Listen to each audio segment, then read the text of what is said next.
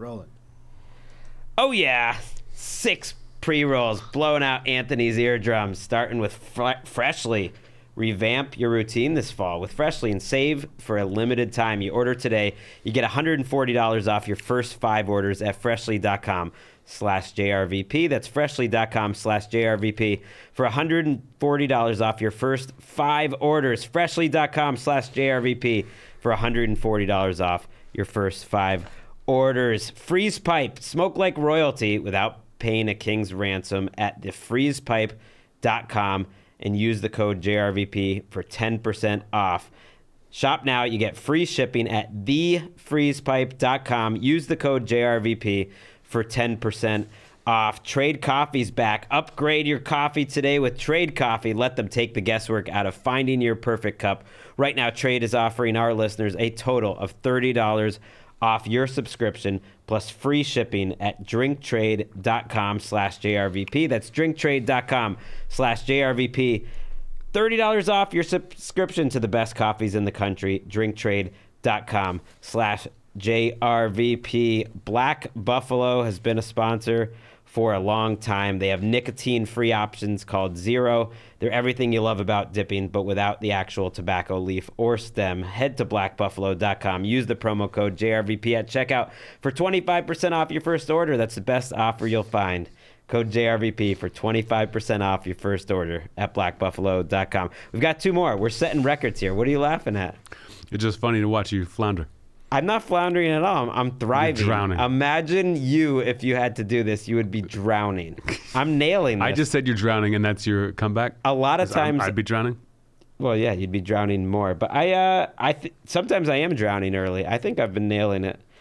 Aaron agrees, and he also agrees that ZipRecruiter is a great place to find qualified candidates fast. Try it for now for free at ZipRecruiter.com/JRVP. Once again, that's ZipRecruiter.com/JRVP. ZipRecruiter.com/JRVP. ZipRecruiter is the smartest way to hire. Thriving. You're like about to drown. You're like spinning on top of a barrel, and I'm like, he's about to fall. It's too much. But you know what's keeping me up? All that Athletic Greens I chug each and every morning.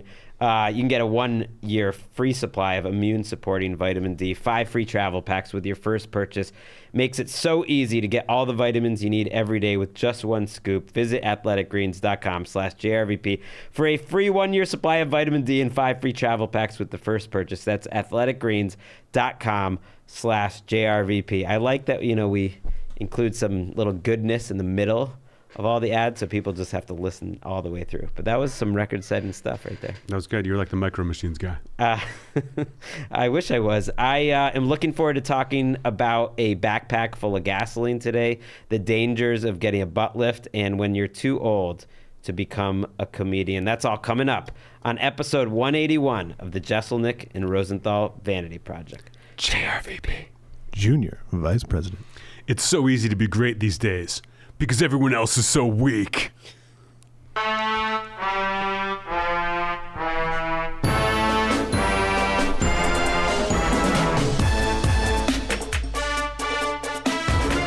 Anthony's dancing.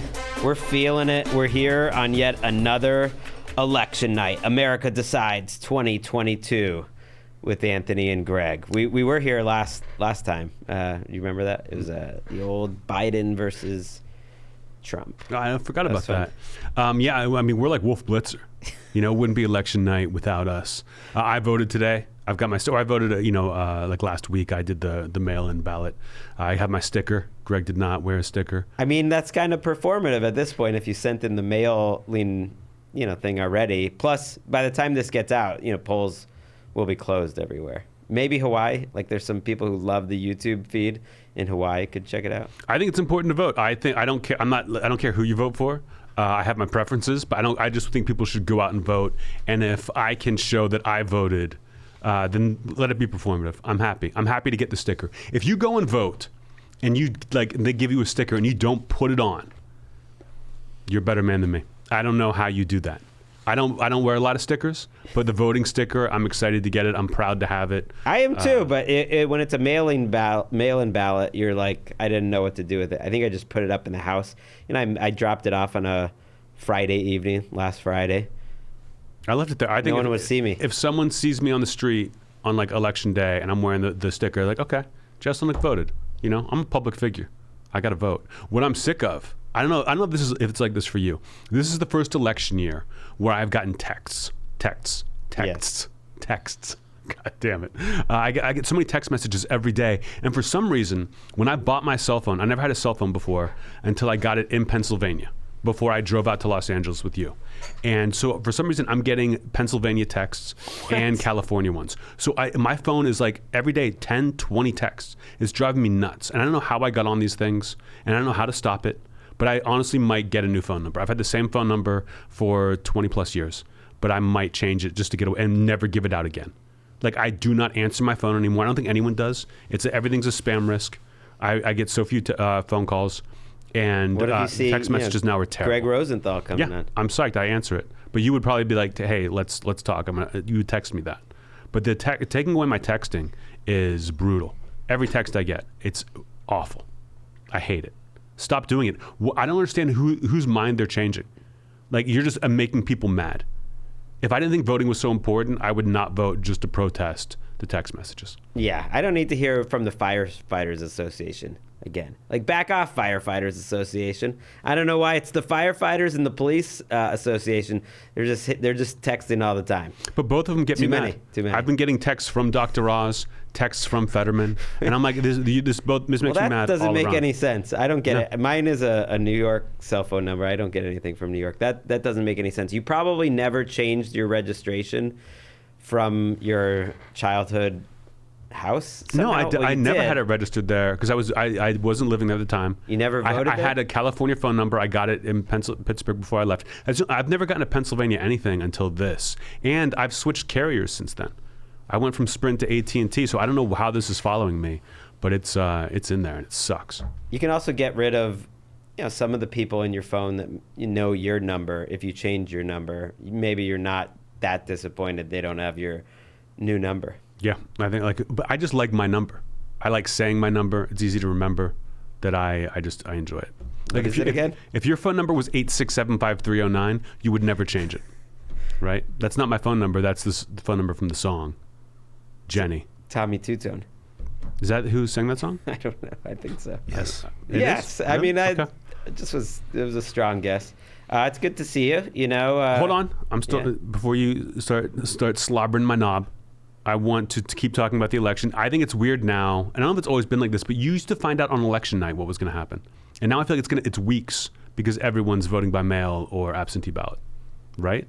It's just not the same. You don't get the same kick, We go to dinner after this with our boy Lloyd, and maybe we'll find out something. But I don't know what. I don't even know what's up with this election. I don't know what's going on. The LA mayor race is the one I'm most interested in here. But I don't think people probably listening to this podcast are that interested. The sports gambling one, that one's interesting to me.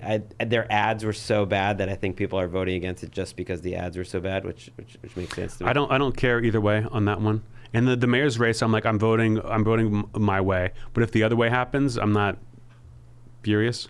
I get anxious. I would be furious. But I get anxious on these election days. But then it's ultimately underwhelming. I think I'm just traumatized from the Trump election. That was the last time I voted in person. I realized that is such a bad memory of waiting in line for an hour for an election that ended with Donald Trump being the president, that I don't want to do that ever again. I do my part on election day. I do my part. I vote. No matter what. I voted in the minor elections, major ones. I just don't want to have that feeling of I didn't do the bare minimum, which is voting. And once I do that, I can let it go. When Trump won, I was like, you know what? I voted. I did my part. Let's see what happens now. But if I hadn't voted, I would have been upset.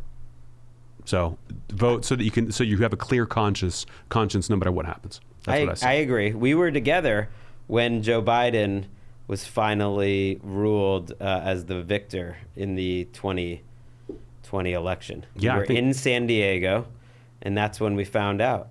We were staying together at the house, the huge house that you rented Yes. with Rummy, and Emeka and I, and we were just about to leave, And that's when we found out, and there were people like honking horns in the middle of San Diego. We weren't together by that point, but I always remember that. Yeah, you were the one who told me. You were the one who told me that that Joe Biden won, and that's why America's gone downhill ever since. We were going to make it great again, Gregg. We were going to do it. But I'm glad we can maybe not talk politics for a little while, but that's not going to happen. Am I doing a good job not interrupting you so far? So far, it's not. This is what, if you always interrupted me, then maybe I would get used to it. It's the fact that you lull me into a sense of security, and then as I'm talking, you will fire out with the howitzer interruption. It's not just the interruption, it's how you interrupt. You can jump in sometimes, certainly. The last episode, it seemed to take you to another place. I was not in a great mood last episode, which contributed.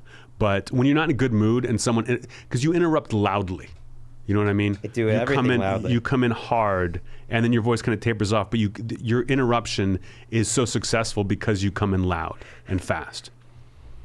It's a terrible habit that I have in general, and I do it on the Around the NFL podcast way too much too, and I try to remind myself not to do that. And yeah, like I said on the last podcast, whenever I'm sitting at the kitchen table when I'm back for like the holidays or one of my family's birthdays, and we're all like competitively trying to interrupt each other, I realize like, oh, this is where I came from. Mm-hmm.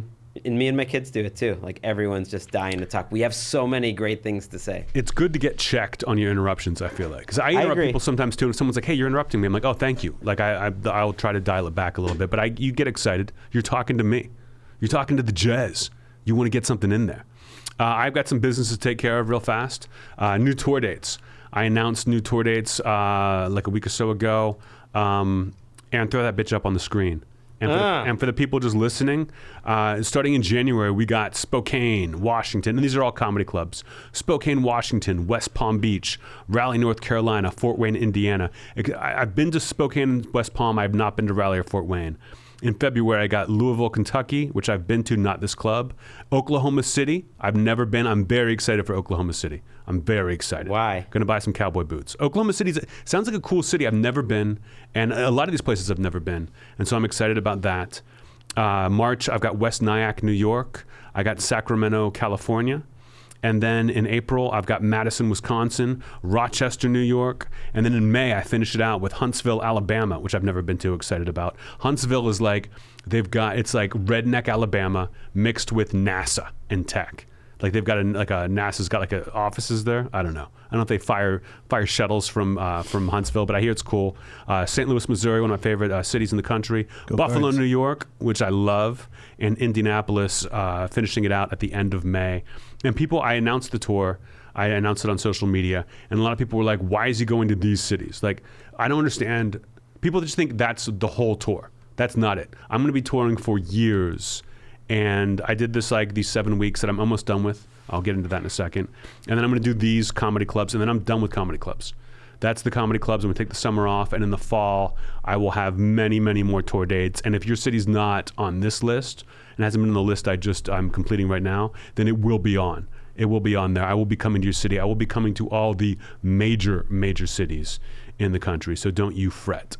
So St. Louis didn't make the cut of major. They're getting hit with the minor tag, because a lot of those cities, I was surprised. I was curious too. How do you pick these? I figured you're kind of spacing it out and you're going to hit the bigger cities at some other point. But St. Louis gets dropped into the West Nyack category. You know, I love St. Louis, but again, if I saw a big city on the clubs that my agent gave me, and he was like, "We're going to save the major markets for theaters," but I haven't been to this comedy club yet, and I thought, great, Indianapolis, I love, but I want to check out this new comedy club of theirs, Buffalo, the Helium. I'm excited about. I love Buffalo. Buffalo is a great city, and the tickets are selling great. I've already sold out. I think Madison, Wisconsin is already sold out. Dang. Buffalo's already sold out a show. West Nyack's already sold out a show. So it's been great. And this 7-week tour, the last 2 weekends, I'm in Brea this weekend and then Ontario next weekend, and I'm done. And they're sold out now. And so that means of all these 7 weeks of shows, I've sold out every show except for 2 in Oxnard crazy enough. And I've had to add shows. Like I did 6 sold out shows in Phoenix this weekend. And Phoenix is the second biggest comedy club in the country. Brea is the biggest. And I sold out 5 of those. So it's been a wildly successful tour. I've been enjoying myself so much. A really fun thing is a lot of JRVP listeners are coming to these shows. And I'll walk out and people will yell JRVP. And then I take questions for a couple minutes, like during the check drop. When you're at a comedy club, in the last like 15, 20 minutes of the show, the servers come and they give you your bill for everything you've had. And for like 5 minutes, no one listens to me because everyone's looking at their check and doing stuff. So I'm like, okay, let me take questions for these 5 minutes. And it's a lot of JRVP questions where sometimes I'm not annoyed, but because I'm grateful, but they'll be like, how's Gregg? And I'm like, then I have to explain to the audience who Gregg is and that I have a podcast, and I hate that. But one of my favorite things is in almost every show this weekend or on this tour, I'm like, I'll take questions and someone goes, what's the dirtiest part of the human body? And I love it every time. And in Phoenix on Sunday. What do you say? Oh, I'm like, I do the finger thing. And I say the butthole, and the place goes wild. And it seems like, let's say there's 300 seats. I'd say 50 people know the reference when the person in the audience says it. But I would say 90% of those people laugh when I say the butthole, which is great. And in Phoenix on Sunday, someone goes, what's the dirtiest part of the human body? I go, dirtiest part of the human body? The butthole. And the place goes crazy. And then some guy screams, the butthole! And the place goes wild. Like they go wild like it was my catchphrase. And I was like, oh, this is the best. I love the JRVP fans. Thank you for coming to my shows. Loving the road, loving the act has evolved as I've gone through this, and which has made me confident about booking these fall tour dates, which I will not be able to announce for months and months. But I'm very excited about where things are heading. It's been fantastic. I think a lot of it has come from a lot of the success of the tour has come from the podcast. I think fans are coming out. People know. I think social media has helped, but I think the podcast has been great. What about Kanye? Although Oxnard was ironically the only 2 non-sold out shows. I know, out of 5. And they told me even in Oxnard, they were like, no one sold out back-to-back shows here in years. And I was like the first one to do it. Get your act together, Oxnard. I also think, this is your first time being out post-JRVP, right? No. Maybe I'm crazy. We were just starting. Yeah, we were just starting. Like I remember coming back from Australia and being in the studio. And that was the very end of the last tour. So yeah, it has been a while, but yeah, it's been fantastic. I've been having a great time. Other than that, I think the last thing I want to talk about some horror movies. Halloween was a couple weeks ago. I don't know if you're not a big horror movie guy, but I am. I did just watch Barbarian though. Yeah, on your recommendation, and really enjoyed it. It was a lot. Great movie. It's a lot. I've seen them all this year. I feel like I saw Smile, I saw X, I saw, what was the sequel to X? Pearl? Pearl is amazing. Pearl's going to be a cult movie. Liz and I quote it all the time. You got to see Pearl. Pearl is a great movie, a prequel to X. I think more people should see Pearl. It's on demand right now. But I had looked up like the best horror movies of the year, as I often do around Halloween. And 3 of the top like 5 were on you could rent them on iTunes or whatever, but it was on a website called Shudder. Shudder's like a streaming service that if you have Amazon, you can subscribe to it, which I do. And I saw 3 awesome movies, and I watched them all in one night, Halloween night. One of my favorite horror movies of the year, and I've seen some great ones. Speak No Evil. Speak No Evil is fucking awesome. If you're listening to this and you like my horror movie recommendations, see Speak No Evil. I can't believe more people aren't talking about it. It's a great movie. It's a foreign film, but it's in English, and just a absolute banger. Deadstream, I watched. That was a good one, kind of like a first person. What's Speak No Evil about? It's about it's about 2 cultures. I think it's Danish and Dutch. It's like 2 couples meet, 2 kind of families meet, and they end up like kind of taking a little vacation together at one of their houses. And because of they're trying to be polite. It's like because of cultural differences, they get into these little arguments, have this tension, but they're trying to be polite, and that leads to horrible, horrible things in a way that is like, you can see, in horror movies, you're like, why would you do that? That's so dumb. Why would you do that? This movie has that, but you kind of understand. And it's like, have you ever been in a situation, like people who've gotten mugged, or like I saw this guy and I was like, something's off, but I didn't want to be rude. And then he mugged me. It's like, just run, get the fuck out of there. And that's what Speak No Evil is all about. It is fantastic. And then Deadstream is kind of like an Evil Dead sort of thing. It's like a first person thing, but done very, very well. The actor's great. And then I saw a movie called Sissy that is about like kind of an influencer who's batshit crazy. And I really enjoyed it. Liz was like, I don't know. And then the end, she was like, oh, I'm totally in. That goes, and it's all on Shudder for free, or you can get them all. But 3 of the best rated horror films of the year, according to Rotten Tomatoes: Speak No Evil, Deadstream, Sissy. Those are my 3. But again, Pearl, uber alles. And Barbarian, uber alles that. I mean, am I allowed to speak now? Can I come in? Mm-hmm. Thank you for asking permission. You're learning. I am curious why your recommendation station has now morphed into the top of the show. You like throwing out the movies now. You just got too many, I guess. Because I got books. Movies are more of like a social thing for me. That when I see one, I'm excited about it. But oftentimes they're very popular. You know, I like movies. Like if it's like one of the highest rated horror movies of the year, I don't need to get recommendation stations for like, I wouldn't know about this. Oh, Anthony is recommending something, and I've been reading a fuck ton this year, so I always have a new book. If I didn't, maybe I would scrounge around like you and recommend a movie. But I like to talk about movies. We can talk about pop culture. I don't scrounge around for anything. I haven't been watching enough movies. Barbarian's like the only one I've watched lately. How do you feel about after your recommendation of the Migos album? It was the final nail in the coffin. Stop that. You did it. It was really sad. And Takeoff was my favorite Migos. I talked about it on that. He's the best one, yeah. Show. Just that he's sort of the one that lays back and is just the coolest, and he's got the coolest voice. They said they thought he was the best rapper, which is strange to me. They said that before he died because he got by far the least amount of airtime. But that's why I liked him, that he would just like come in and close shop and wreck it. It's sad. It was a sad thing. It's definitely sad. Yeah, it sucks.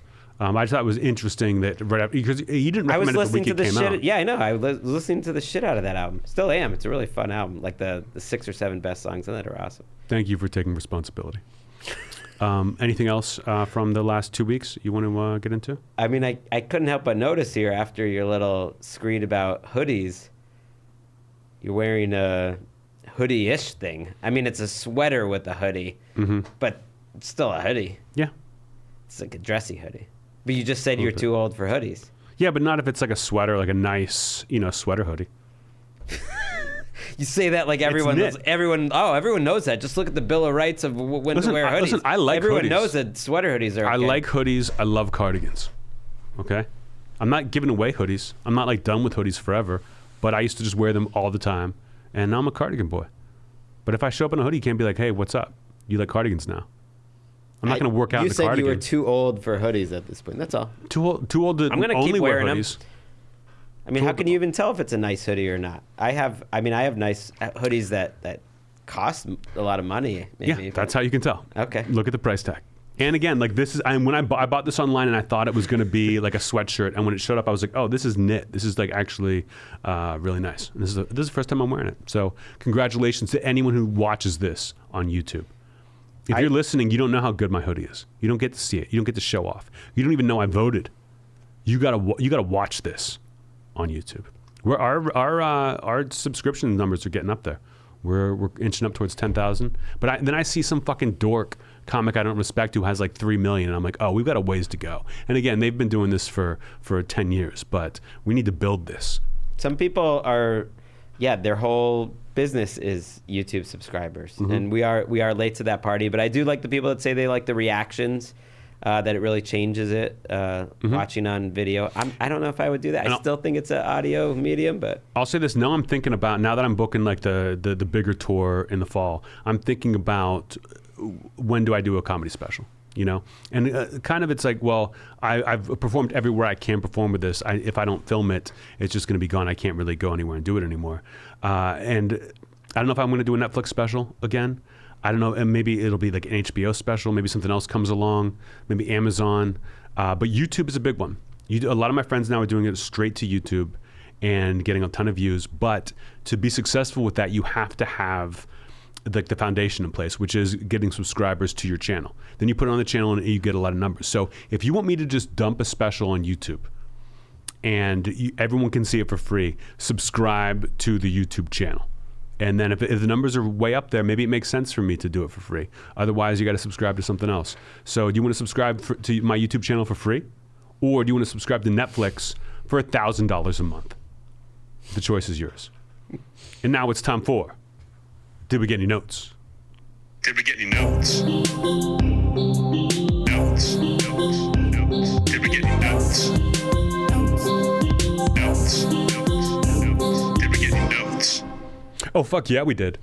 A lot of people last week were wondering what happened to the podcast. Why isn't there a podcast? Guys, what's going on? When are we getting the podcast? And we've messed up in a couple ways. First of all, we've been planning to take off last week for weeks. We talked about it. I think it's a holiday weekend with Halloween, and a lot of people. It's like kind of the advertising dipped down. We're like, we never take time off. Our contract is 45 episodes a season, and we never take weeks off. So it's like we had 7 weeks we could be taking off here and there. And we don't like to do that. We enjoy doing the podcast. We like doing a mailbag every now and again. We don't want to do too many, but we like it. But sometimes we got to take a week off. And we were like, oh, you know what? This will be fun. And then we forgot to mention it on the podcast last week. Like as soon as we wrapped it, we were like, oh, fuck, we forgot to tell anyone. And we're like, oh, it's fine. And then when people started asking, I was like, I could have easily done something on social media, but I wasn't that into tweeting at the time. And it feels weird. Like I've got way more followers on social media than I do podcast listeners. And I was like, is this annoying? But then Liz was like, oh, just do it in your Instagram story. And once one person knows, maybe they take it to Reddit and people know. But I just didn't do it. It felt like it was too long. I apologize for that. In the future, if we take an episode off, we will announce it on the episode before, and we will talk about it on social media. So people are wondering if we're just making dead. Campaign promises here. Mm-hmm. We are taking one off in 2 weeks. Yeah. This is being recorded on November 8th, and I believe we're off on the 22nd. And yeah, we're kind of backloading maybe 3 total weeks off here in the last 3 months of the year, but we're not going to do too much. People would miss us. I thought you were going to play with some of the speculation that was out there. Was it related to the Kanye comments? Did I interrupt you so much that it caused a rift in our friendship that could not be recovered from? Did the NFL finally jump in and not like many of the objectionable things that have gone on here? I don't think people believe me anymore when I say things. So I've got to be careful. Like after the Janet Roth thing, and there was something else that people were like, oh, you lied to us. That I think I want the audience to trust me. Okay. So I don't want to be yanking chains too often. That way I can really yank a chain. You know what I'm saying? You know what's up. We didn't get into Twitter before we get any notes. Because you're as a journalist, which I will grant you are. I feel like Twitter is for journalists, basically. That's what makes it as popular as it is that like you see, and a lot of the people I follow are either journalists or flat out like newspapers that I get my news that way. I wake up in the morning and it's like, okay, what's the Times talking about? What's Rolling Stone talking about? What's Gregg talking about? What's Adam Schefter up to today that I want to know? Put your shirt on, bro. I don't know if you saw that picture. I did. It was do some push-ups or something before you head out there on the field. Oh, I think he was showing off that he has been lifting some weights. He looked pretty strong, bro. He looks like he's in pretty good shape, but I think you got to get a pump on before you go out there. You got to spray that tan on. You know what I mean? He wasn't. It was a little embarrassing. He was lifting weights, but he was still not at the level that I would, think it is necessary to take your shirt off on a pregame show before an NFL game. But hey, maybe I'll feel differently when I'm a little older, like Schefter, and I'm just like a made man. True. I like that he's having fun. I like that he's having fun as a very, very serious journalist. Maybe the most serious journalist in the NFL. But Twitter, it's gone crazy. I've been enjoying the meltdown of Elon Musk, like spending $44 billion on this thing, having no idea what he's doing, and everything is like he's just getting owned left and right. And then to be like, oh, comedy's back on Twitter now, and then banning people for making fun of him is very, very funny for a little bit. It got a little old pretty quickly. I think now I'm just annoyed with it. That I was like, maybe I'm done with Twitter. Maybe I don't think I would like make some grand announcement like a lot of people are doing. I don't think I would like delete my account like some people are doing. But I was like, I don't know if I ever tweet again other than retweeting All Things Comedy when they promote the podcast or things associated with us like other podcasts I'm on. You or barely things that do I have anyways. I know. But then this morning, I wake up and I check Twitter in the morning to see like the news sites I follow, and Casey Anthony is trending. And I'm fucking pumped. I'm like, what happened with Casey Anthony? And they're doing a documentary Peacock is doing a Casey Anthony documentary, a 3-part documentary where they talk to Casey Anthony. And I was like, oh, I'm fucking so in, and I have to say something. I have to tweet something about this. I forget what I said. I had 2 things I wanted to go with, and I think I went with the wrong one. But I said like a well-deserved victory lap for Casey Anthony, and I was like, this is I can't resist this, even though Twitter. But you is never dead. make jokes on Twitter anymore. I miss him. I remember that. Yeah, I remember that, Anthony. I have the podcast now. I can make my jokes on the podcast, but I can't wait for this Casey Anthony documentary in late November. You know. Is that going to be part of the top of the show recommendation station? Maybe she could earn her way into. Oh, I will talk. I can't wait to. I wish there was like a live tweeting for this documentary. With streaming, you can't really do that. But I would do like a special JRVP. Like we come in here and stream the Peacock series and the Peacock thing and comment on it in real time. I would People love to do that. People would love that, and I can't wait. I saw a Casey Anthony documentary. Or like maybe it was some 2020 thing about her over the pandemic. I didn't really know that much. I knew she killed her kid. I knew people thought she was hot. I was like, I was into it, but that's all I really knew. And then I had of course, my famous Casey Anthony nephew, cousin, relative, who I had to deal with at a comedy show that I talked about at the end of maybe Caligula. It must have been Caligula. But I didn't realize that one of my favorite Casey Anthony things was when the police come and talk to her. Her alibi is that she was at work. And they're like, but you don't have a job. He's like, no, I work at this amusement park nearby. I forget, it's one of the major ones. I forget which, somewhere in Orlando, like maybe it was Disney or something. And they're like, you do? And she's like, yeah. And like, can you take us to your work? And she's like, uh-huh. And she like drives, they all go to where the amusement park is. She walks into the employee entrance, and the cops know full well the whole time that she does not work there. But she's like pretending. Really? Yeah. And she walks them into the employee entrance, walks down the halls, and they have all this on security cameras, and she's saying hi to employees as they walk by, and they're just looking at her like, "What? Who is this?" And she's like, "Hey, how's it going?" Like, big day today. And then the cops are following her. And I swear to God. And then she gets to like the end of a hallway where there's nowhere else to walk, and she turns around and goes, "I don't work here." And I love it. So that should be one of the 3 episodes. It's just that walk down the hallway. I can't wait.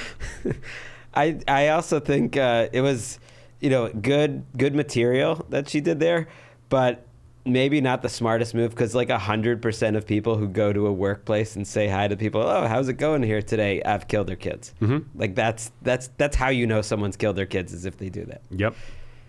Shout out to Peacock, really coming strong. I feel like Peacock, doesn't get as much buzz as some of the other streamers, but it's like, hey, we're Peacock. We got Casey Anthony. They gave us MacGruber. They brought MacGruber back, and they're giving us Casey Anthony. I can't say enough about Peacock. Thank you, Peacock. A well-deserved victory lap. Just seeing it on Twitter, there's a certain sort of joke that's going to work best in the written format on Twitter. Mm-hmm. Social media, that you can't replace that on JRVP. Yeah, I want more of that. I'm not going to Mastodon. Get the fuck out of here with your dork ass bullshit.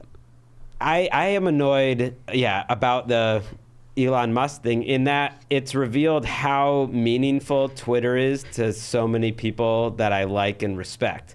Because I guess it's meaningful to me in the sense that I've spent a lot of time on it. It's pretty necessary for work. It's great for just football information and knowing other people in our industry and like getting off jokes about football that I enjoy and learning a lot about football. And it's great for my job, and it always has been.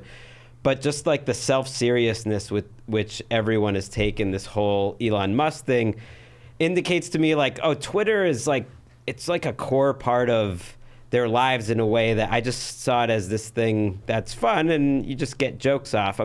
I guess I'm not too worked up about like Elon Musk. They're like, oh, it's all falling apart. I don't know. It's going to be the same stuff. I think it's funny how badly he wants to be cool. And I think it's crazy how the people who will defend him to the death, these like dorks who like, if any mild criticism of Elon Musk, they lose their minds, I think is hilarious. But he could not be less cool.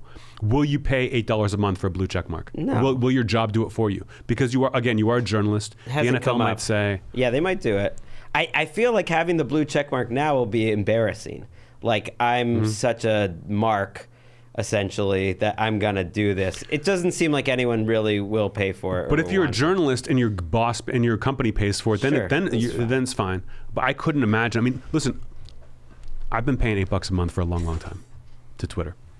Why? Just I love Twitter so much that I don't know if maybe I keep doing it, but maybe they want more. I've had a blue check mark. I did nothing. One day I woke up and I had the blue check mark.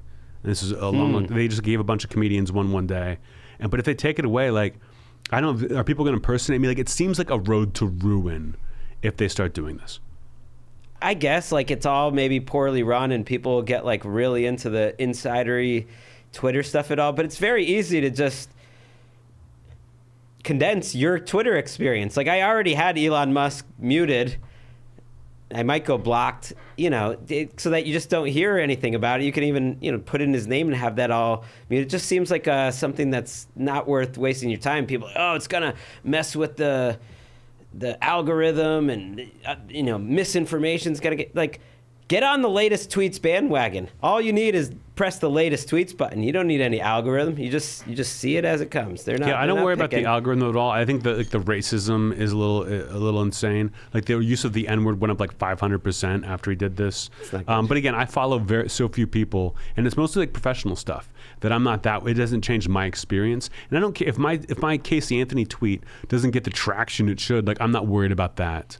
But I wonder about impersonation, and I wonder if people will just be sick of it. And there's always going to be something else. There's always some other website to go to, some other social media. But don't go to Mastodon right now. Like, if Mastodon became a huge thing and none of these things ever become a huge thing, it'll still be there. And just wait for everyone to make it a thing first and then show up in a year or two. Like, don't go now. I do love the idea of Elon Musk losing billions of dollars. In the same way that Yahoo bought Tumblr, which I was never like a Tumblr guy, but they bought Tumblr, and then for like $1 billion, and then like a year later sold it for like $100,000 because they tanked the value. Whatever the changes they made tanked it. That him losing his shirt on this is very, very funny to me. I agree with that, and I've hated Elon Musk for a while, and I do wonder, because there's a lot of people I like that drive Teslas. Mm-hmm. Isn't it bad for Tesla? Oh yeah. But maybe not that many people are really on Twitter, and that's a fair pushback from anyone listening to this that's not. That ultimately it's a small percentage of people that are on Twitter, and it's shrinking apparently by the day. So maybe he's not affecting it that much. But Elon Musk seems like such an embarrassing person that he's essentially, ruining Democrats' ability to want to vote for him. Or just like thinking people that have a sense of humor. He's so unfunny. Elon Musk has done to Tesla what Donald Trump did for red hats. If you see a red hat now, you just think about them, and it's a negative connotation. With him, like if I owned a Tesla, I'd be furious. If I owned stock in Tesla, I would be furious. And he was so cool. He was so cool like 5 years ago, and then he just decided he had to be like the big dog, and be on SNL and like make these tweets and these jokes, and it's embarrassing. And that was, Did We Get Any Notes? Extended edition. And that was, Did We Get Any Notes? Did we get any notes? Did we get any notes? Did we get any notes? Is that a new one? Newish, yeah. Okay. Add some sprinkles to it. Now let's take it down to a little place we like to call Email Corner. Email corner. Emails are a thing. Email corner. Email. It's email corner. What do we got this week? We got to bring back the JRVP song. I know we only played that once or twice, but I played it in the car. It is on Spotify. Check it out. Look up JRVP. It's a banger. Well, you can bring it back. You're the only person in charge of whether we play it or not. This is a reminder to myself. You can email us at jrvpjuniorvicepresident@gmail.com. Without the show for a week, I noticed a lot less headlines were showing up. I mean, we got emails up the wazoo, but I could always use some more headlines. So send us some good headlines at jrvpjuniorvicepresident@gmail.com. Stop interrupting me. Gregg is in charge of headlines and the questions we pick. So if you want to flatter Gregg, when you write these emails, that gives you a big shot. But if you want to see a story and if Gregg doesn't see it in the email, we're not seeing it on the podcast. Like, Gregg is not doing research. Gregg's not going through things to look for stories. Occasionally, I see something. We got one this week that I found. I see some on Twitter, then I just put it into a little file myself. But one or two a week probably. Not much. We need you to send us stories. Send Gregg stories. Shout out to, speaking of flattering me, shout out to the emailer, Aaron. I assume it's not our producer here, who said, what a great recommendation, the My Struggle Pod episode with Joshua Cohen was. That was as deep a cut as it gets, and he thought it introduced him to a whole nother world. Aaron, was that you? No, it wasn't me. I love the idea of Aaron emailing you but using his real name. The first question is from Mike. Who would you rather see perform at Red Rocks, the Beatles, Jesus, or Renner, a.k.a. Jeremy Renner? J-Ren, you want to answer first? I feel like Jesus, I've seen that before. You have? I mean, like church. Jesus was there? There's just lots of songs being played. Just we've done enough. I feel like I know what I would get from Jesus.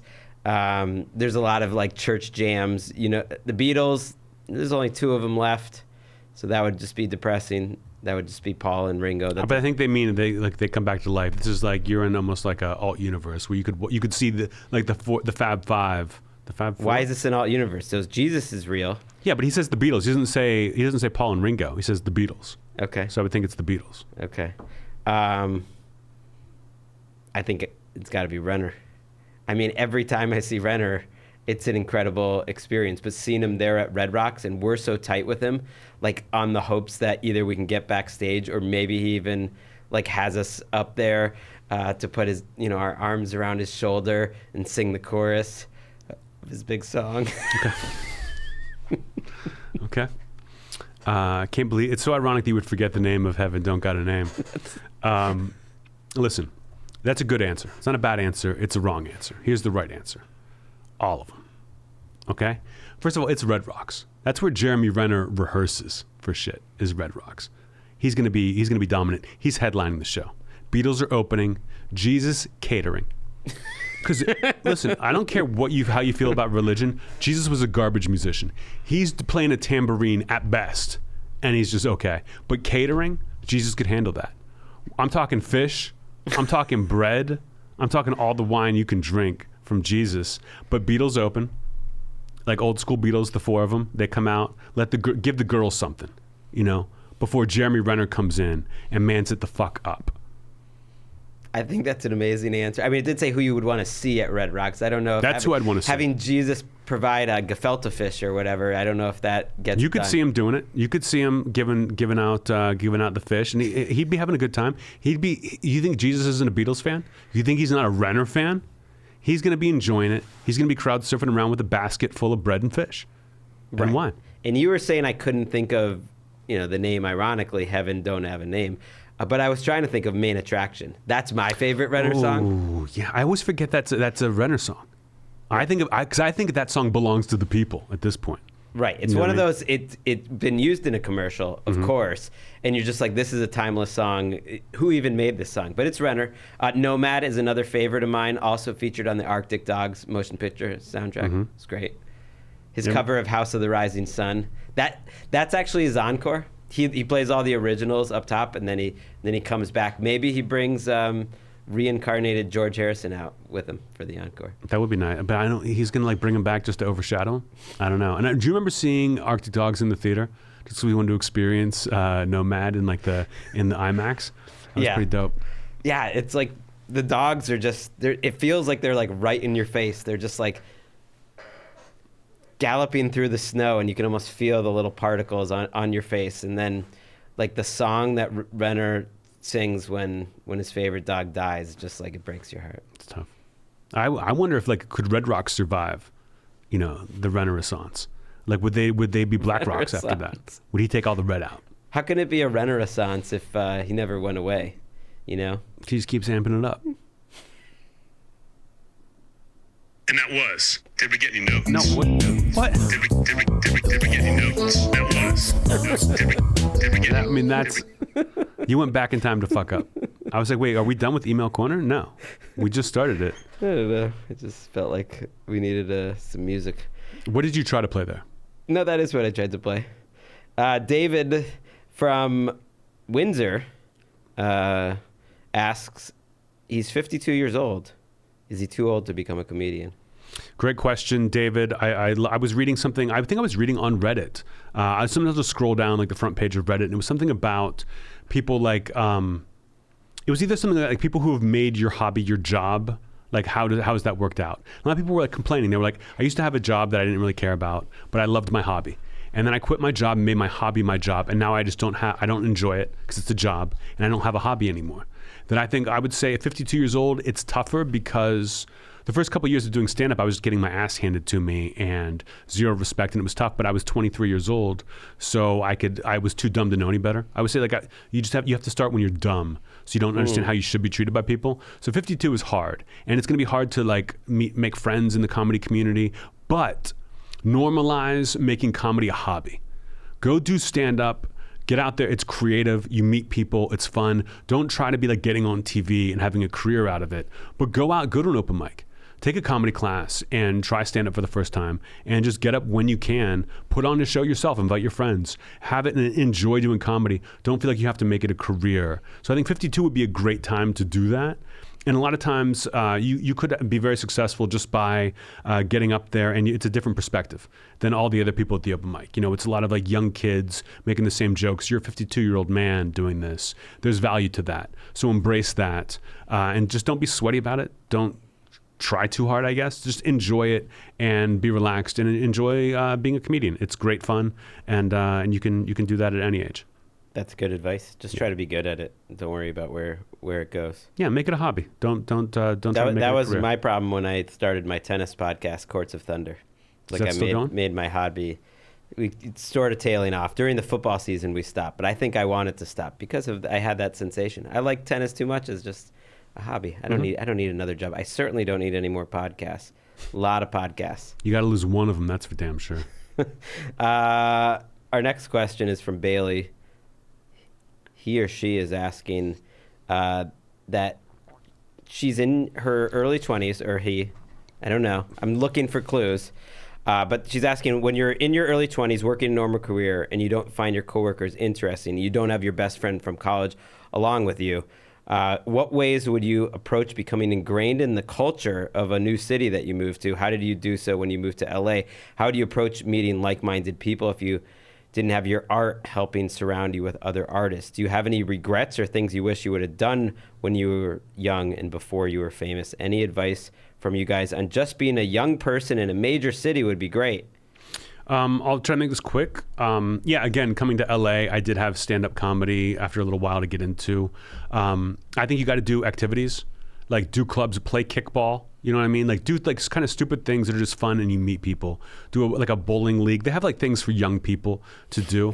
You know, bowling league, sound kickball. like an old person. At this point, you're so far removed from being a young person. I don't even know. But those things were around. Like do activities. The internet was barely invented when we were in our young 20s. But they have things. They have like little leagues and stuff that you can get into and meet people that way. Meet people your age that do cool shit. Like take a class. There are things that are out there for you. If not comedy, my regret was that I felt like I was embarrassed about having no money and like no success. I didn't really have much to talk about. It was like, if someone's like, oh, what do you do? Like in LA, the big thing was like, what do you do? And I did not have a good answer for a couple of years. So luckily I had some friends that I could kind of hang out with, but meeting new people was tough because I just wasn't happy with myself. So I wanted to avoid the conversation. But if I just embraced it, I knew a lot of people who had no money, and that was just, it was just kind of a funny thing. You did things you didn't need money for, but just go out there and don't be embarrassed you don't have a lot of money. Don't be embarrassed you don't have like some career in full swing that you can discuss. Just have fun. No one cares. Yeah, I'm a terrible person for this question. I never really did meet people that other than the people I already knew. Like all my friends I knew almost before LA. They're either from high school or college through them, like Sarah Gilly. And you did the NBC Page program and you had some friends from that. Like get into something where you're going to meet people. You're going to be in a class with someone, like taking like an improv class. Take a pottery class, something where you meet people. Anything you can do to meet people. But it's like almost never been as depressed as I was when I was in the NBC Page program, and none of those friendships lasted. Sorry, Stephanie. No, but I remember going to parties. Sure, that's fair. I got bad at it. I'm thinking about New York too, but I agree. My only regret would have been I was too hard on myself, being like, "Well, you're fuck up. Why aren't you accomplishing anything yet?" It's like, there's no huge hurry, and everyone's like that, so no need to be that hard on yourself. Last one's from Jimbo. I have a question from Anthony. I've heard a number of comedians on other podcasts mention they think the funniest comics often have had a lot of trauma growing up, or had fucked up childhoods. I heard your friend Whitney Cummings say this recently. Do you agree with this? And would you say you fall into this category, or do you buck the trend? Do you think adversity and chaotic past experiences are key ingredients in creating hilarious stand-up comics? No, I don't agree with this. I think every child has adversity growing up. You know what I mean? Everyone faces something. Comedians just talk about it more. And if you do have some kind of crazy trauma, like I know Whitney Cummings does, then obviously you're going to talk about that more, and people are going to focus on that. But I don't think that every comic has trauma. I don't know if I buck the trend. I think that's just not. I can name more. I know more comics than not who didn't have a traumatic upbringing, and the ones who did are kind of so fucked up that they don't become that successful. That I always hated when people are like, "What happened to you that you became a comedian?" Like, I like to laugh. I enjoyed making people laugh, and I don't think that was it wasn't from some trauma. I wasn't fucking kidnapped. I didn't have like a bad childhood. I just liked comedy and got into it more. Yeah, I think that's a cliche. I always am annoyed by it. It's like there's a lot of people that have had a lot of trauma in every single line of work, and there's a diversity of people that haven't, and I don't think comedians are any different. Yeah, it wasn't like, oh, the family was killed, there was one survivor, 4-year-old girl, she's going to be a comedian. Like, that's not how it works. It gets the press, and people, if you have trauma, you like to talk about it as if it's some fucking virtue that makes you better than other people. It does not. Fuck you, Whitney. That was like a little too hard-edged there at the end. Well, take that trauma and become a better comedian. The trauma I gave you. And that was, did we get any notes? No! Did we get notes? How are these labeled? How are they labeled that you've done this twice? I just haven't. And that was Email Corner. Shine on. Email. And that was Email Corner. Diamonds around the world unite. Let's get to. Oh, and now it's time for Ad copy. We're really out of practice, but I think my brain is just shutting off. I don't know. Did you happen to be behind me when I was doing kind of like an insane car maneuver leaving the podcast the other week? No. Okay, that's good. Because I think it's another example of like by this time in the week, my brain just... What is an insane car maneuver? Popping wheelies? It was an embarrassing... I was like on the wrong side of a double line, and then someone told me, but by then I wasn't moving. I was at, a red light. But by then it was too late to get out of it, and so I just sort of stood there and waited for the green until I could get out, and had someone honking at me, coming right at me. But I realized in retrospect, I think it's either... I'm getting older, or by this time of the week, my brain is just turned into mush. It's Burbank, bro. We give 110% on the podcast. So driving home, we're gonna make some mistakes. People are gonna get hurt. Don't get hurt.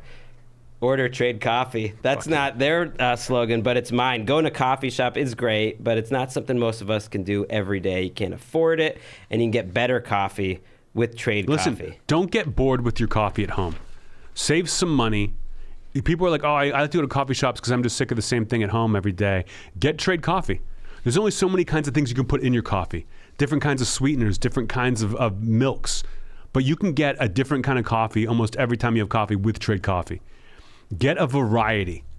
Get a variety, and then every time you drink coffee at home, it's a fucking adventure. And you're Indiana Jones. Trade Coffee is a coffee subscription service that makes it simple for you to discover new coffees, make your best cup of coffee at home. I love it when it arrives in the mail. Just smells so good. You can check out the JRVP collection at drinktrade.com/JRVP. Has some of my favorites there. I like Joe Coffee Company from New York. I like Small Plains is a new one. That's from Washington, D.C. They work with all these different independent roasters, and they taste test it. You just pick what kind of coffee you like, and they're going to help you out. And you can change it as you go. If you're like, I'm leaning more towards this. I want to know about coffee. I don't want to do the research. So Trade Coffee just does it for me. I love it. You just, any of the descriptions too, it's just like, oh, that sounds good. And it always is good. Upgrade your coffee today with Trade Coffee. Let them take the guesswork out of finding your perfect cup. Right now, Trade is offering our listeners a total of $30 off your subscription plus free shipping at drinktrade.com/JRVP. That's drinktrade.com/JRVP for $30 off your subscription to the best coffees in the country. Drinktrade.com/JRVP. After you have that coffee, Maybe you like having coffee at night, whether it's decaf or not. I drink coffee at night. I'm not going to judge you. After dinner, I got to have it. Right. Then you can break out the old freeze pipe right after that. Smoking cannabis doesn't have to hurt. If you're tired of the harsh smoke, I know I am. It's cold and flu season. You don't need to be coughing anymore just because your smoke is harsh. Try to upgrade to an icy freeze pipe. Freeze pipe makes a unique line of freezable glass pieces that remove chest and throat burn by cooling smoke by over 300 degrees.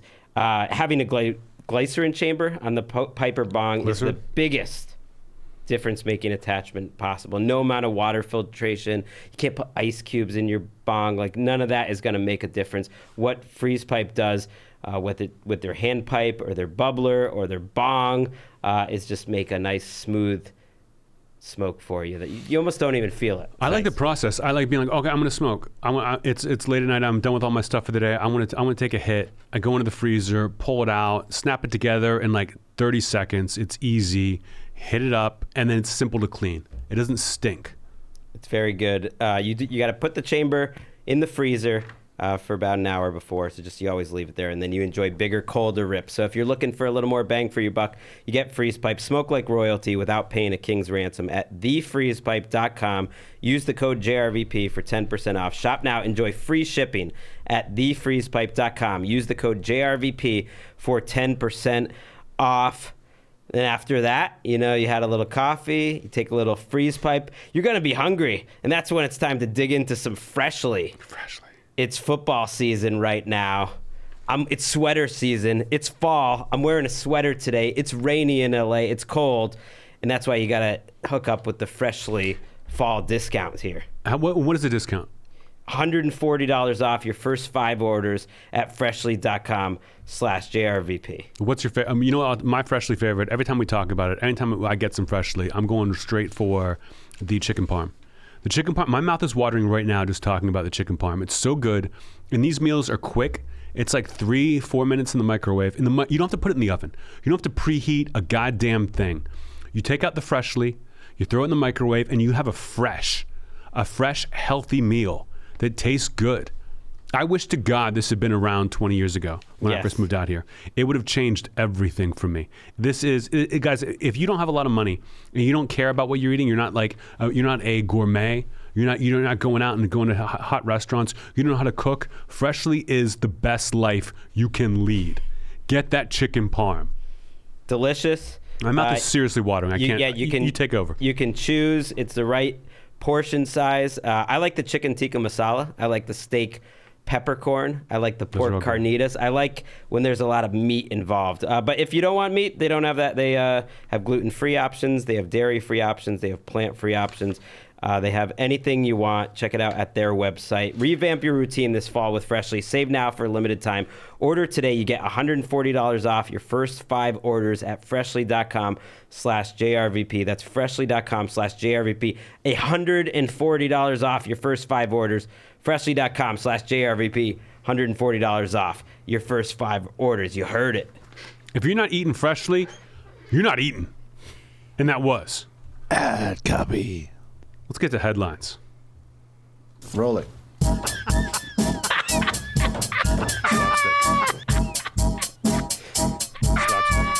Good one. What's this?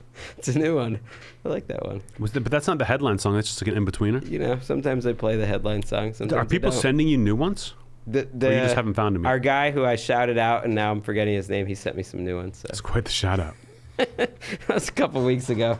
We'll start the news with conservative author Nick Adams. He's had enough. I've seen this. He's the type of guy I have blocked on Twitter. But every once in a while, you just see like something blocked on Twitter pop up in your timeline, and it's Nick Adams. He claims to be President Trump's favorite author, and he has boldly taken on one of society's biggest injustices. He says, quote, "I am sick and tired of beta males and feminists trying to guilt alpha males out of eating at Hooters. Furthermore, there is absolutely nothing wrong with eating at Hooters on a weekly basis, even when you're with your family and kids." Mm-hmm. Nothing wrong with it. In fact, there's nothing wrong if you're not doing that. And I don't know why he says weekly. Listen, there are 3 meals in a day. Right. I don't know what time Hooters opens, but you can just sleep in and eat your breakfast at Hooters. My family loved going to Hooters when I was a kid. We loved it. What your mom, like, what? How did your sisters feel about Hooters? Everybody was just super into it. We just followed my dad's lead. My dad was like, listen, it's time to man the fuck up and eat some chicken wings. Hooters is, I mean, it's a funny thing to say. It's a funny thing to make your brand that you're not a man unless you take your family to Hooters. Like, why are you even making your family eat chicken wings? Like, hey, kids, look at that tank top. Well, they Look have at the other, tank top they and have orange other shirts. stuff. Yeah, I've eaten at Hooters. I'm on the road. They have great wings. Hooters food is good. It's a good bar food. Is it? Yes. It's good bar food. Okay. It's not healthy. I mean, it's chicken wings still, but it's not bad. But to make it like, if you're not eating there with your family, it's insane. It's an insane take. And from Donald Trump's favorite author. This is reminding me that I once had to dress up as a Hooters girl for Halloween or something. Oh yeah.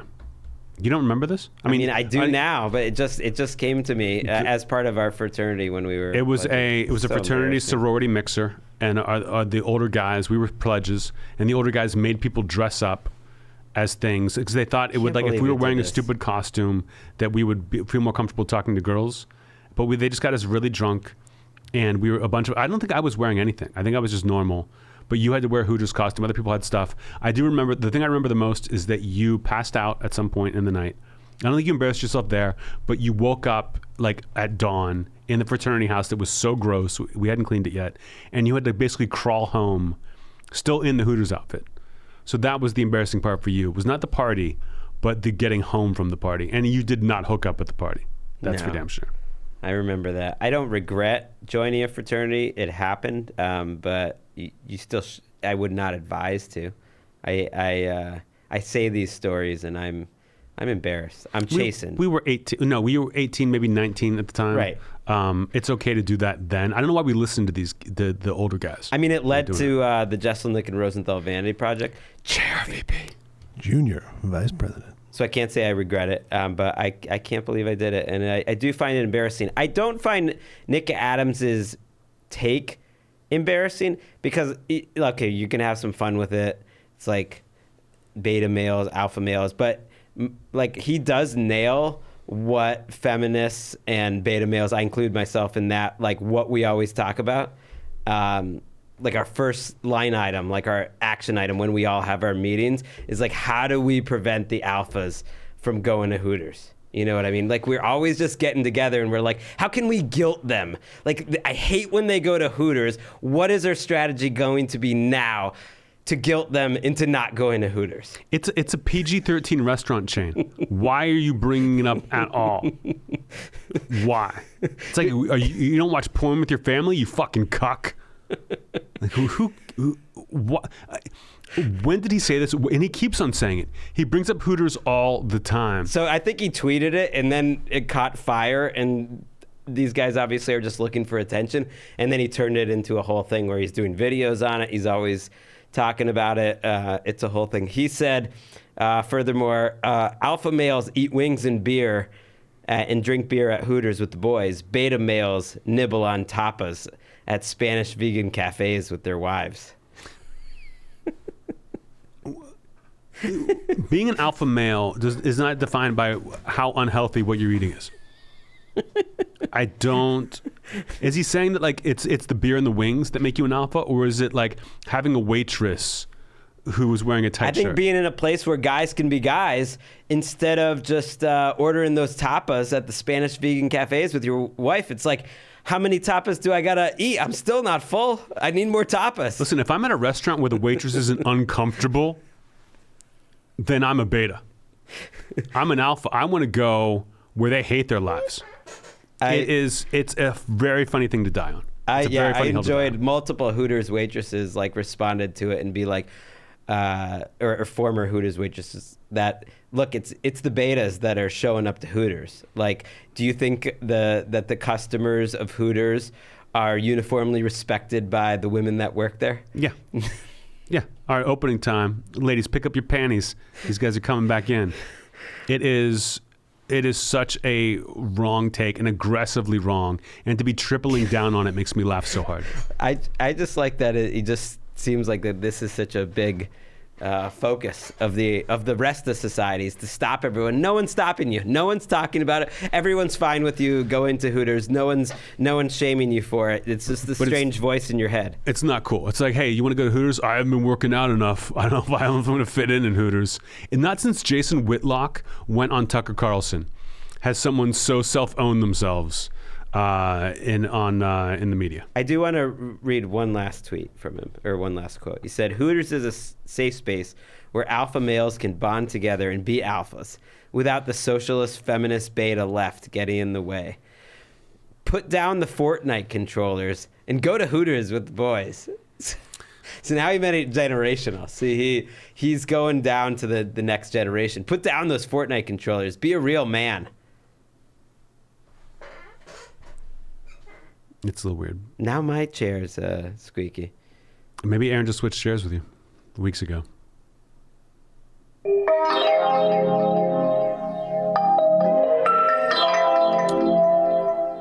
We're going to dinner tonight with our boy Lloyd. I wish we had gone to Hooters. We could have. We could. We also, now that I'm looking at the time, we've got a while before that dinner. Mm-hmm. We could maybe do pregame at Hooters, just me and you. We're alphas. Fuck yeah. And then we meet up with Lloyd like, yeah. He might be the beta. We sit down at dinner like, what are you having? Oh, we ate wings and beer. Wish you could have come. All right, our next story is from Arkansas. Filling a backpack with gasoline makes total sense. Mm-hmm. At least until a cop tases you, because then you can be engulfed in a fireball. I mean, this is the second time a guy's been engulfed in a fireball. One guy, like we talked about this weeks ago or months ago, put not lighter fluid, but like rubbing alcohol all over himself, and then they tased him and he burst into flames. This guy, I just read the headline. I thought he had like a gas can in his backpack. He took a backpack, unzipped it, poured gasoline into it, zipped it back up, and put it on his back. So you can carry around his gas with his hands free? I mean, the gas would just leak out of the bag then if that was the case. No, it's... Not if you're rocking a JanSport. No, it's... I assume it's gas cans in his backpack. And the gas backpack... The gas backpack is clutch. You know, you never run out of gas. If gas prices suddenly increase, you're covered. You got your gas in the back. And your hands are free because it's in your backpack. Right. If you just your gas pass bass.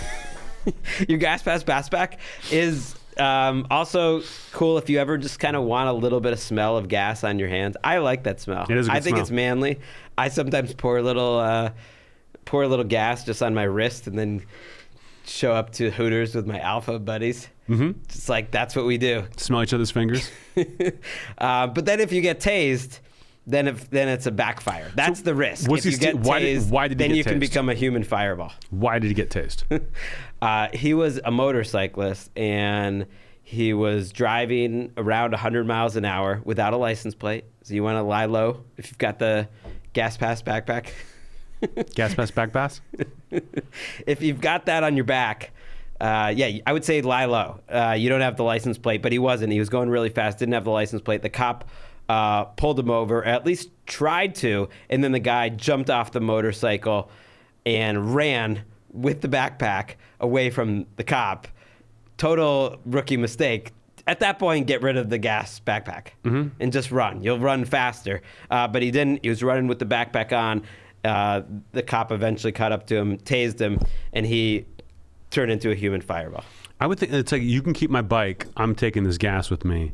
I would think you'd try to take the backpack off, throw it at the cop, so as he's tasing you, the backpack explodes, you get away. That would have been the smart move with the gas back. That's how the music video about this story would end, or at least like the cartoon or the comic book. Like he would throw it, and it would just that's the end. What happened to the motorcycle guy? He suffered injuries. He did not die. It was serious, but they immediately called and took him to the hospital. I'm not totally sure, but I just remember that he didn't die and he went to the hospital. It could have been worse, though. He could have gotten a speeding ticket. You dumb fuck.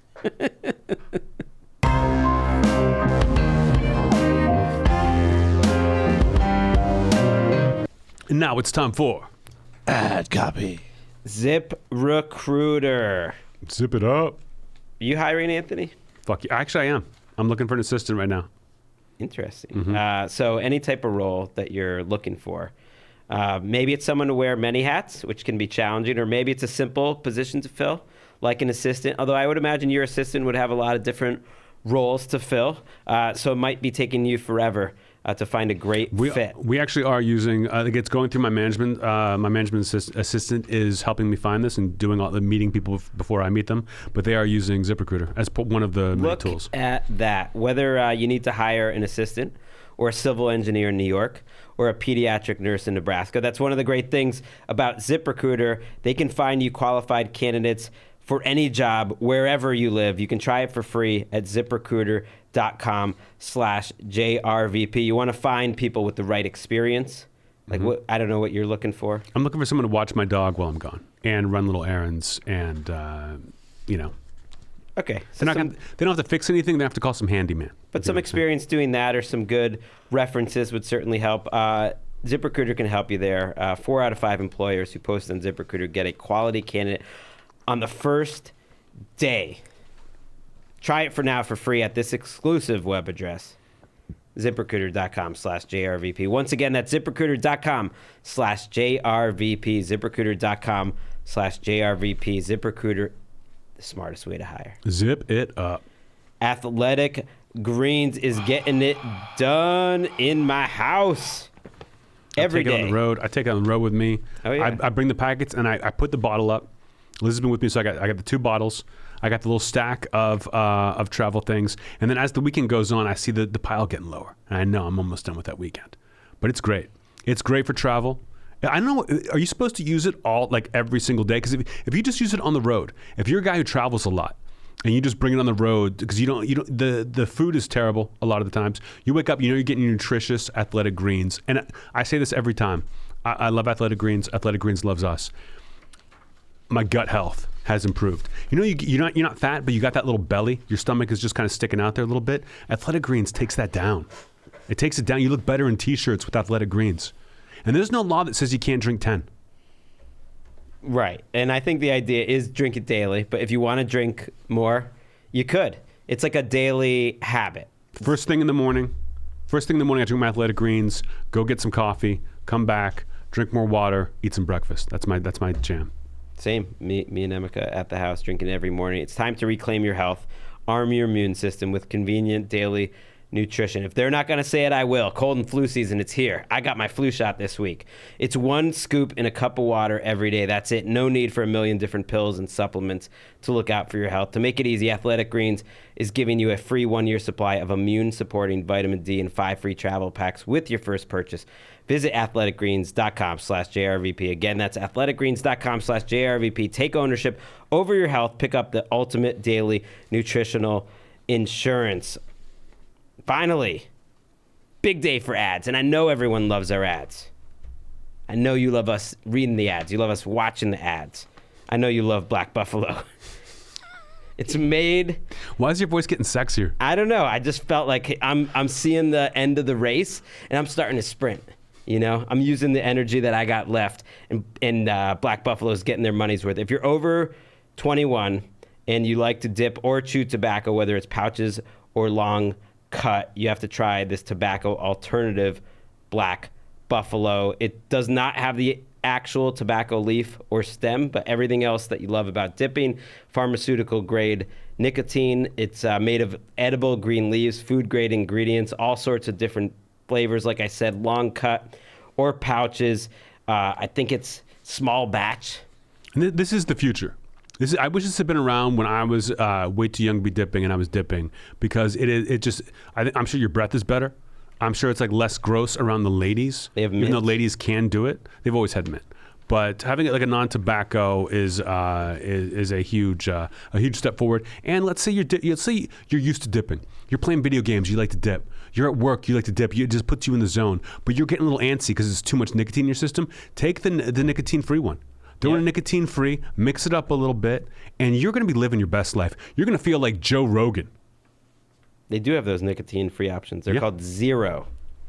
Black Buffalo has been with us for a while. If you're still dipping tobacco or those white portion things and you're over 21, it's time to get with Black Buffalo. It's everything you love about dipping, just without the actual tobacco leaf or stem. Head to blackbuffalo.com. Use the promo code JRVP at checkout. 25% off your first order. That is the best offer you'll find. You have to use our code JRVP for 25% off your first order at blackbuffalo.com. One last time, that's promo code JRVP for 25% off your order. Black Buffalo, your gums will thank you. Warning, this product contains nicotine. Nicotine is an addictive chemical. And that was... Ad copy. Ooh, let's get back to headlines.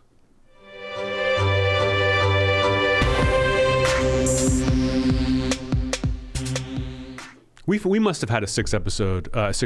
I don't think before. so. I think we just set the record. I think it's the best we've done. This is the most we've made on an episode. We deserve it.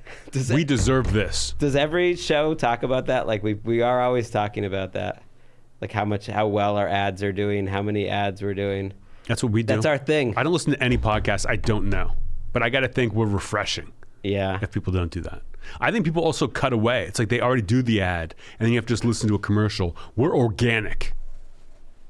I'm a big NBA podcast guy right now. You are? It's just like a good, you don't have to think too much. You're in the car. It's like a distraction. I don't want to listen to anything about the NFL because I know enough about that, do enough about that. I didn't know you were a big basketball I'm a big guy. Celtics fan again. I'm back in. We got to go back to a game. The Celtics are coming next month, December. But I don't want to take the kids because then it's going to be the same situation as last time where they're rooting for the Celtics, I'm rooting for the Lakers. They, I don't believe, are allowed to go because they're going to Japan right after that, and it feels like a little too much of a COVID risk. So I could maybe go without them. Okay, we'll see. Could make it happen. Walker, by the way, used our trip to Lakers Celtics as one of the notable days in his life in a school project where they had to pick one event from every year that happened. And he said he went to the Lakers Celtics on whatever day that was. It was like right before the shutdown. It was one of the last like NBA games played. February something, 2020. Yeah, we did it. Our next headline is long and winding. It'll be read in full. The actual headline as it was viewed in the Daily Mail. Quote, Spanish bishop, 52, who quit clergy to be with erotic fiction writing sexologist lover, 38, is being accused of being possessed as he finds new job exporting pig semen. Now, we've talked about this story before. When this guy quit the clergy, I think originally, he met a woman who was a sexologist, which sounds like a pickup line. Like, what do you do? Oh, I'm a bartender. I'm a sexologist. It doesn't make sense. But she's also, she writes erotic fiction. Was there any devil worshipping involved in her deal before? Or am I confusing the story? There was, and now I'm realizing we've done this story before. Yeah, but not with the pig semen, exporting pig semen. Yeah, this is an kicker. update to the story. This is the update. Yeah. Because if you're like, hey, things are, things are being a little weird. Like you were a bishop, your whole life was religion. You were a bishop, you rose pretty high through the ranks, and then you met a woman, which you're not really supposed to do. Not only is she just a woman, but she's also a sexologist, erotic fiction writer. I think you need to turn your life around. And you're like, oh, I do? Well, I'm exporting pig semen. Where are you exporting it to? What place doesn't have pigs? You can whack off. I'm glad you asked. Semen Cardona is a global company which makes and exports high-quality pig semen to more than 20 countries in Europe, America, Asia, and Africa. I thought this whole thing was like an Onion headline, and it kind of was like an Onion headline, whereas you pretty much only needed to read the headline. It wasn't going to get any better than that. But I got to say, I went to semencardona.com, or at least their official website, and it is an official website with lots of information about the exporting of quality pig semen that they endeavor to do. Okay. And he works there. Okay, role play. I am human resources at Semen Cardona.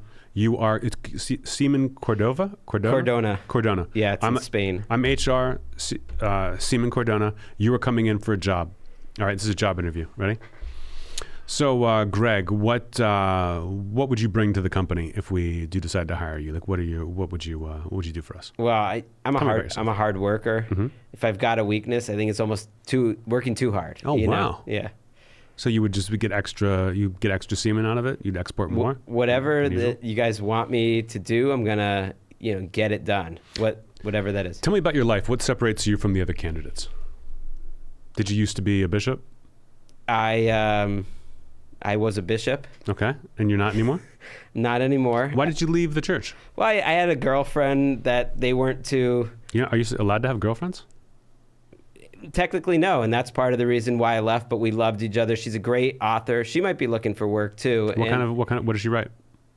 Erotica. Okay. But that can be respectable. You remember Anais Nin? Like, she's great. Mm-hmm. Of course we do. We're big fans here. Is she any kind of an ologist? She's a sexologist. Yeah. Really? Yeah. You're hired. What does he do for that? What is he just? The company exports semen, exports pig semen. All different kinds of semen, or just pig semen? I think it's just pig They semen. specialized in pig semen, and is he just like a worker? Is he a desk guy, or is he putting his hands on pigs? That was the question I think everyone had at the tip of their tongue. And one priest who is said to know Novell, that's his name. His last name is Xavier Novell is his full name, and he lives in Catalonia, in Spain. A priest who said to know him told the media in this article, it's like the parable of the prodigal son in the Gospel of Luke, the son who abandoned the father to lead a debaucherous life and ended up wishing to eat pig slop. But in this case, it's the beast and devil because he masturbates them. I mean, the Bible really does have an answer for everything. That's why it's such a good book. Wait, so the priest is saying he's masturbating the pig? Someone's got to do it. May as well be a bishop. Is that how that works? I thought they I don't know. Can't you get it out some other way? Why do you even need the pig semen? What, are you going to talk him out of it? What do you think? You're going to play some Renner and they're just going to start coming everywhere? You got to get in the cups. I just thought the pigs are more of like a visual, they get like eroticized visually. You just show them some nice pictures, some Porky Pig. I mean that. Porky. Was there a female Porky Pig? Little Miss Piggy, Miss Piggy. Yeah, Miss Piggy would be way better. I mean, I guess different strokes, different folks. Do you think it's an up and down situation, or do you think it's a prostate on the pigs? Aaron, what is it? Wait, what does that mean? Are you going up the butt to get the semen, or are you going from the front? Aaron, I mean, I'm gonna need a ruling on this. I think you gotta go up the front. You know what, Aaron, you're wrong. It's both. It's more efficient that way. Simultaneous? Mm-hmm. Okay. Yeah, that way it cuts the time out. You know what I mean? I really recommend, going to semencordona.com. Get yourself a T-shirt. The first three words that, greet you there: security, confidence, commitment. 3 decades innovating in swine insemination of high genetic value. When I think pig semen, I think confidence. They don't have any pictures. I really wish they had pictures of Go to milk.com. I'm sure it's similar. The dirty pig magazines. That priest really cracked me up. He's a bishop. Well, his friend Is he priest. still with the girl? I think they're doing well. Yeah, I mean, their love, their true love, and if you've noticed, it's affected some of her work. Some of the new erotica has got like a lot of pig stuff. A lot of pig stuff. A lot of pigs and bishops. I like it. That's a nice diagonal move for the bishop.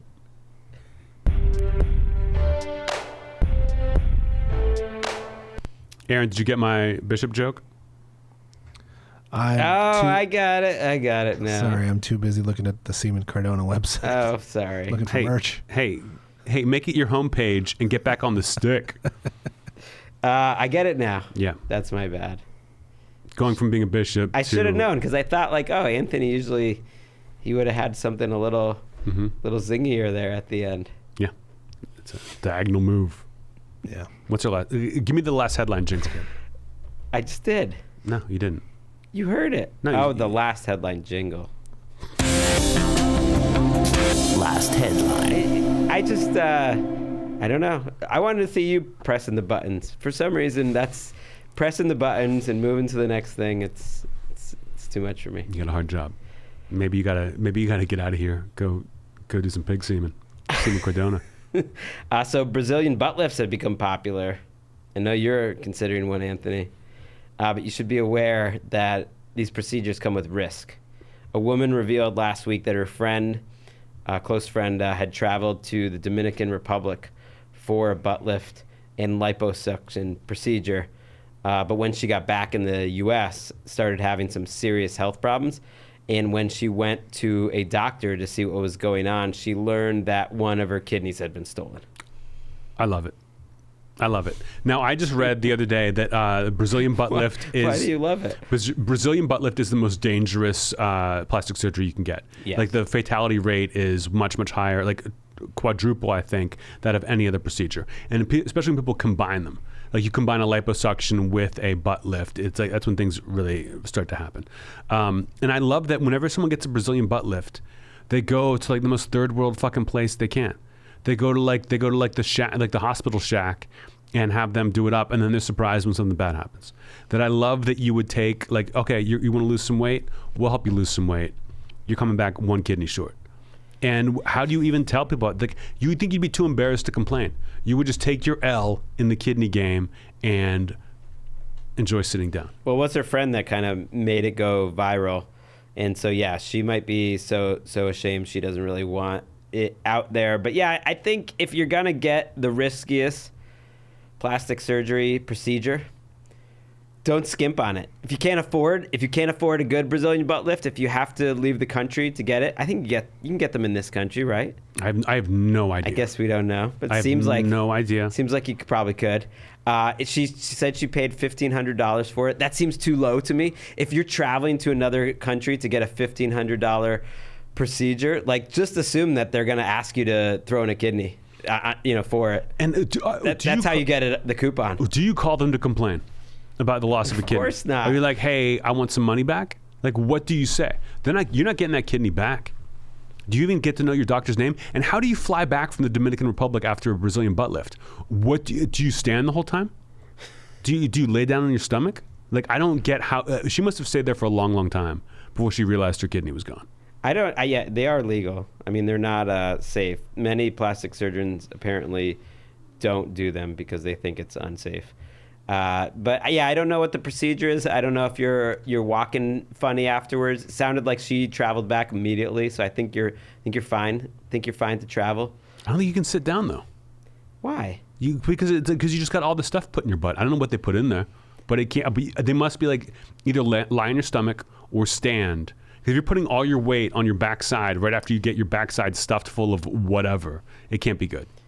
I'm just going to say I don't think you have a total grasp of the medical butt lift procedure. Like, what's really going into it. I don't either, but I wouldn't even try to guess what would be happening. It's a slash and stuff.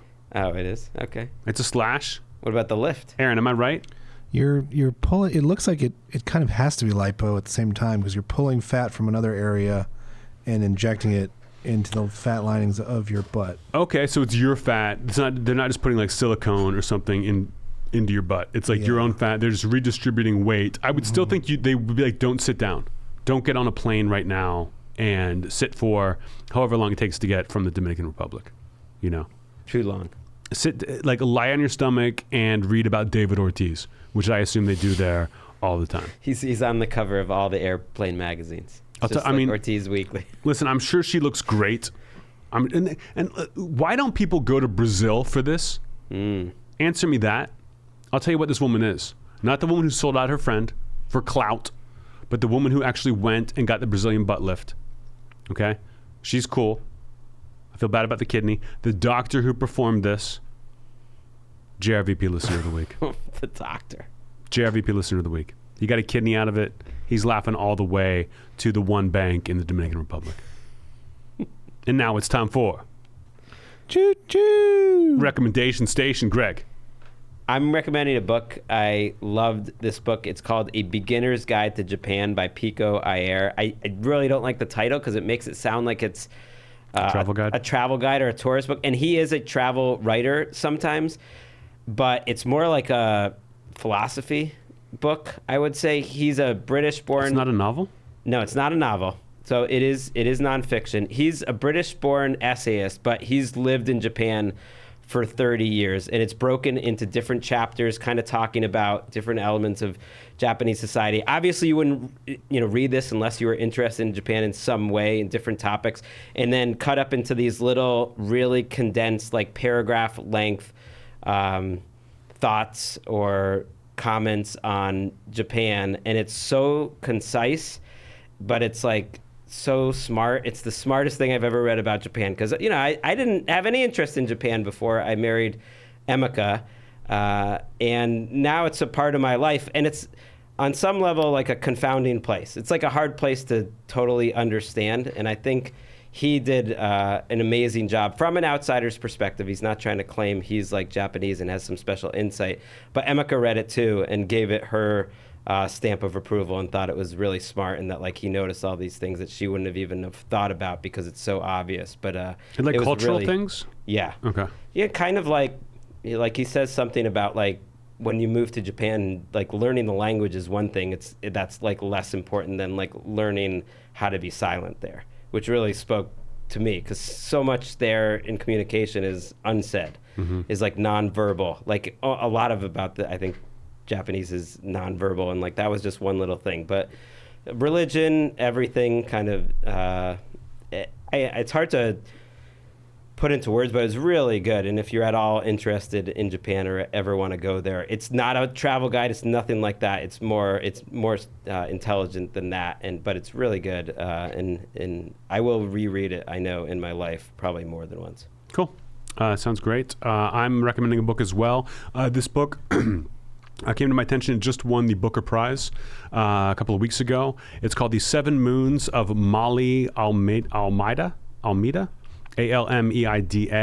by Sheen Karunatalika.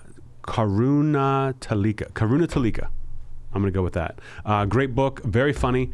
It's about a photographer, war photographer, who gets murdered, and he has 7 days. He's like in the afterlife, and he like he dies he's dead in the beginning of the book, and he's figuring out the afterlife, and he's got 7 moons to figure out who killed him and why.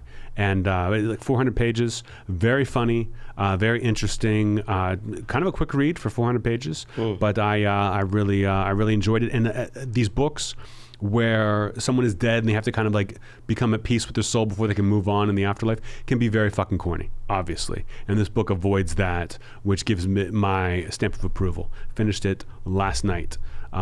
Great book. The 7 Moons of Mali Almeida. Check it out. I will. And that was Choo-choo. Recommendation Station. Walker, I give you the best day of your life. Get us out of here. Whoa, Nelly Furtado, that's a spicy meatball.